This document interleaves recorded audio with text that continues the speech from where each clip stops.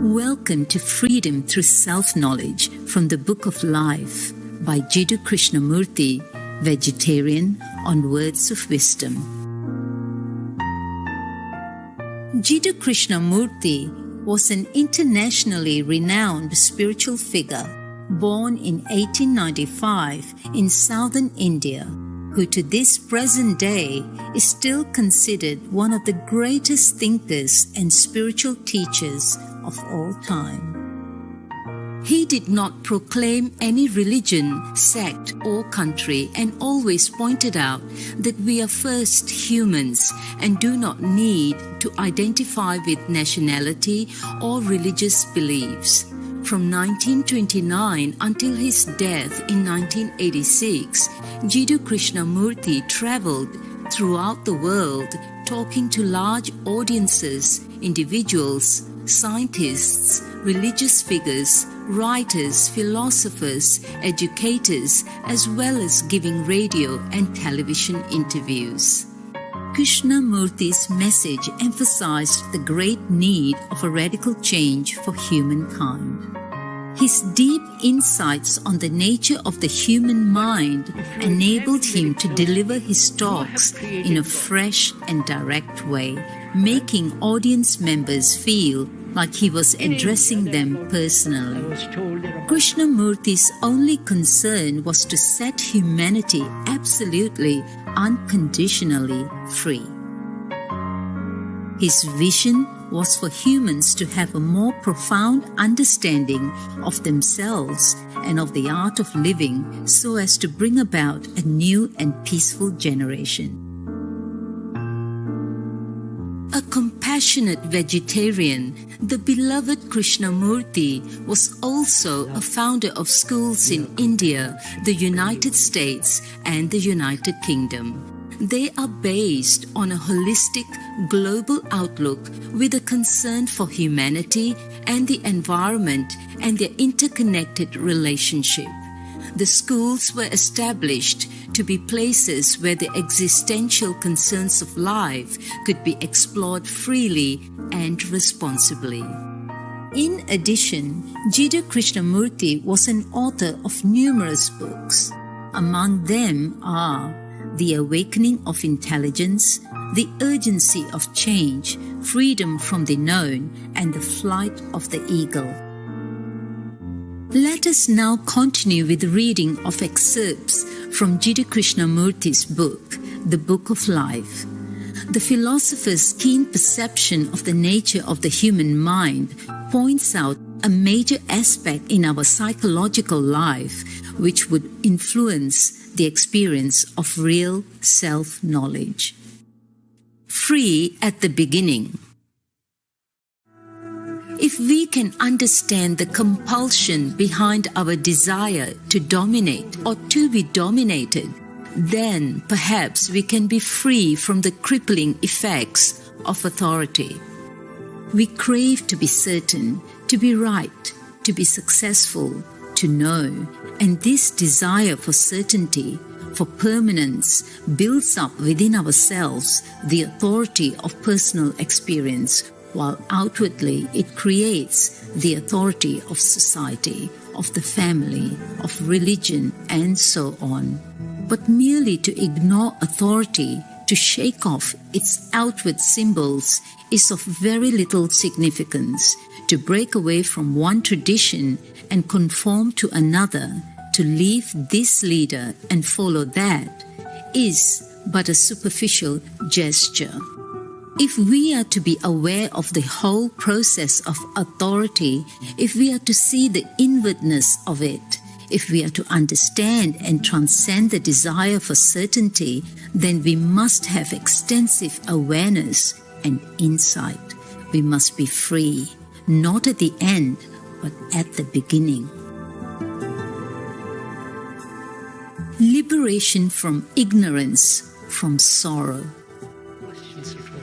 We listen with hope and fear. We seek the light of another, but are not alertly passive to be able to understand.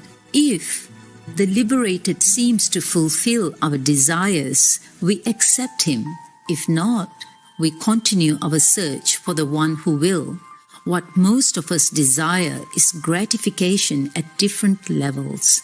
What is important is not how to recognize one who is liberated, but how to understand yourself. No authority here or hereafter can give you knowledge of yourself. Without self-knowledge, there is no liberation from ignorance, from sorrow. Why do we follow? Why do we accept? Why do we follow? We follow another's authority, another's experience, and then doubt it. This search for authority and its sequel, disillusionment, is a painful process for most of us.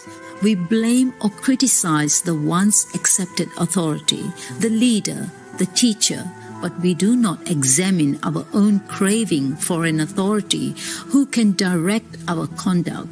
Once we understand this craving, we shall comprehend the significance of doubt.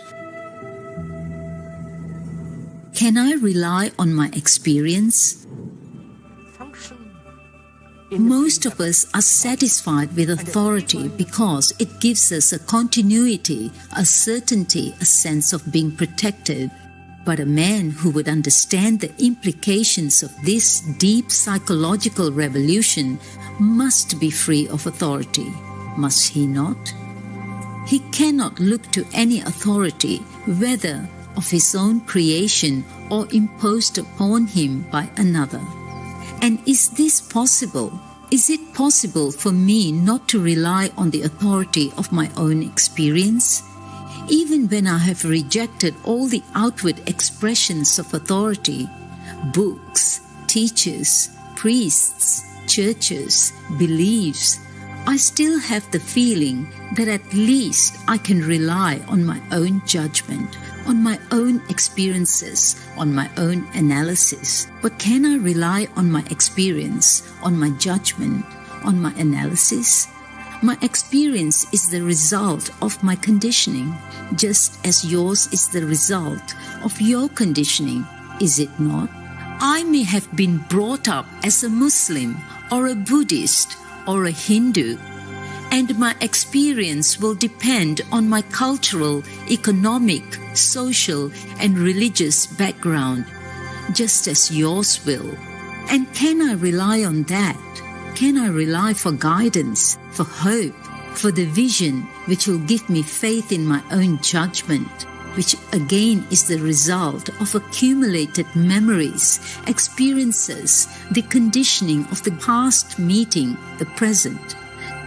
Now, when I have put all these questions to myself and am aware of this problem, I see there can only be one state in which reality, newness, can come into being, which brings about a revolution. That state is when the mind is completely empty of the past, when there is no analyzer, no experience, no judgment, no authority of any kind. Self-knowledge is a process. So to understand the innumerable problems that each one of us has, is it not essential that there be self-knowledge? And that is one of the most difficult things, self-awareness, which does not mean an isolation, a withdrawal. Obviously, to know oneself is essential, but to know oneself does not imply a withdrawal from relationship. And it would be a mistake, surely, to think that one can know oneself significantly, completely, fully through isolation, through exclusion, or by going to some psychologist or to some priest, or that one can learn self-knowledge through a book. Self-knowledge is obviously a process, not an end in itself. And to know oneself, one must be aware of oneself in action, which is relationship. You discover yourself not in isolation, not in withdrawal, but in relationship to society, to your wife, your husband, your brother, to man. but to discover how you react, what your responses are, requires an extraordinary alertness of mind, a keenness of perception. The untethered mind.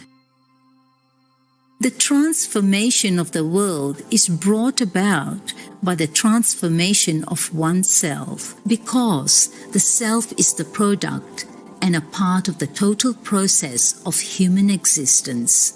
To transform oneself, self-knowledge is essential. Without knowing what you are, there is no basis for right thought. And without knowing yourself, there cannot be transformation. One must know oneself as one is, not as one wishes to be, which is merely an ideal and therefore fictitious, unreal. It is only that which is that can be transformed, not that which you wish to be. To know oneself as one is requires an extraordinary alertness of mind, because what is constantly undergoing transformation, change, and to follow it swiftly, the mind must not be tethered to any particular dogma or belief, to any particular pattern of action. If you would follow anything, it is no good being tethered. To know yourself, there must be the awareness, the alertness of mind, in which there is freedom from all beliefs, from all idealization, because beliefs and ideals only give you a color, perverting true perception. If you want to know what you are, you cannot imagine or have belief in something which you're not. If I'm greedy, envious, violent, merely having an ideal of non-violence, of non-greed, is of little value. The understanding of what you are, whatever it be, ugly or beautiful, wicked or mischievous, the understanding of what you are without distortion is the beginning of virtue. Virtue is essential, for it gives freedom. Active self-knowledge. Or is it not possible? Without self-knowledge, experience breeds illusion. With self-knowledge, experience, which is the response to challenge, does not leave a cumulative residue as memory. Self-knowledge is the discovery from moment to moment of the ways of the self, its intentions and pursuit, its thoughts and appetites. There can never be your experience and my experience. The very term my experience indicates ignorance and the acceptance of illusion.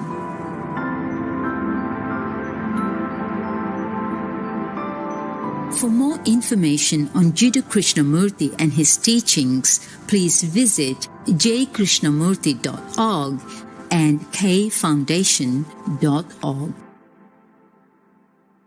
Virtuous viewers, it was an honor to have your company for today's words of wisdom.